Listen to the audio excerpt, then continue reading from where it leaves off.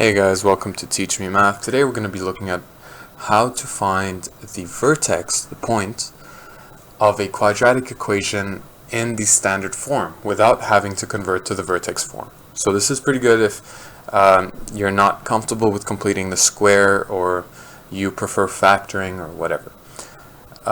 So to find the vertex, we have to know about the axis of symmetry. Now, when you learn about parabolas, you'll learn that the axis of symmetry is what divides a parabola in half, pretty much. It's a vertical line that cuts it, and then it just cuts it into two. So the axis of symmetry is going to be equal distances away from the 2 points on the parabola. And that means that once it intersects the parabola, it's going to intersect it exactly at the vertex, and this is what we're going to use to our advantage to find the vertex. So finding the axis of symmetry involves being able to factor and finding the zeros of our parabola. So let's work with an example. Say we have x squared plus 2x minus 15. So if you've already learned how to factor, I'm just going to go through this quickly. This is a 15. It has the factors 1, 15, and a 3, and 5. So negative 15 means one of these two is going to be negative, and a positive 2, so 1 and 15 does not give us a positive 2. A negative 3 and a positive 5 will add to give us a 2, and will multiply to give us a negative 15. So this is going to be an x minus 3, and this is going to be an x plus 5. If we check, this is going to give us a negative 3x, this is going to multiply to give us a 5x, this will equal a positive 2x. So this is the correct factor. It's just a habit for me to check my factoring, even though it's pretty straightforward, and you should get in that habit too if you're not in it already, because it does save a headache or two whenever you slip up. Alright, so now we found our factors, so I know that x is equal to 3 or x is equal to negative 5. So those are my zeros, right? So those are going to be my 2 points. Well, let's draw its own graph here.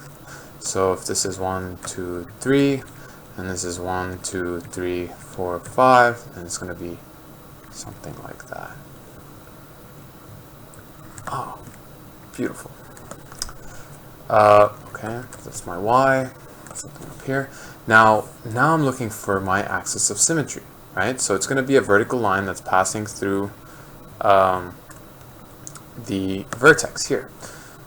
So to find my axis of symmetry, I have to find the exact midpoint between my positive 3 and my negative 5. And I do that by using the midpoint formula, which is going to be x1 plus x2 over 2 is going to be the midpoint. So our x1 in this case was going to be 3 plus negative 5, right, over 2. This is going to equal to negative 2 over 2, which is equal to negative 1. So I know that my vertex has an x value of negative 1.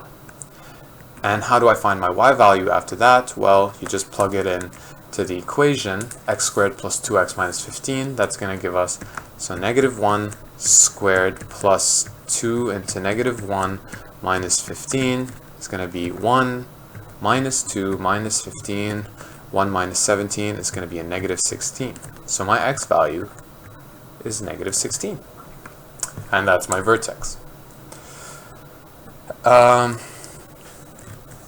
There's another way of finding the x value for the vertex without even using the axis of symmetry. The alternate way is if we have x squared plus 2x minus 15, what we can do is find our minus b over 2a. And obviously this is in the standard form, so it's ax squared plus bx plus c. So our minus b is going to be, if we plug it in, it's going to be a negative 2, and our 2a is going to be 2 multiplied by our a, which is 1. So our x value for the vertex is a negative 1. which is exactly what it is. And then if you want to find the y value, you plug it into this thing and you're going to end up with a negative 16, and that's going to be your vertex. So this is definitely the shortcut method, but so if you're not required to learn what the axis, or not required to identify what the axis of symmetry is, which in this case I should actually point out that when you find it, it takes the format of x is equal to negative 1. If you're not required to state what the axis of symmetry is, or your teacher doesn't care about what method you use, then this is a very quick shortcut. Works every time. It's exactly the same thing. And I might actually argue that it's easier in some cases when your a value is not 1, because it's a little bit harder to factor when your a value is not 1. So keep it in mind, but it's good to know both ways. If you have any questions, please feel free to ask me and message me. I'll try to get back to you as quickly as I can. Thank you.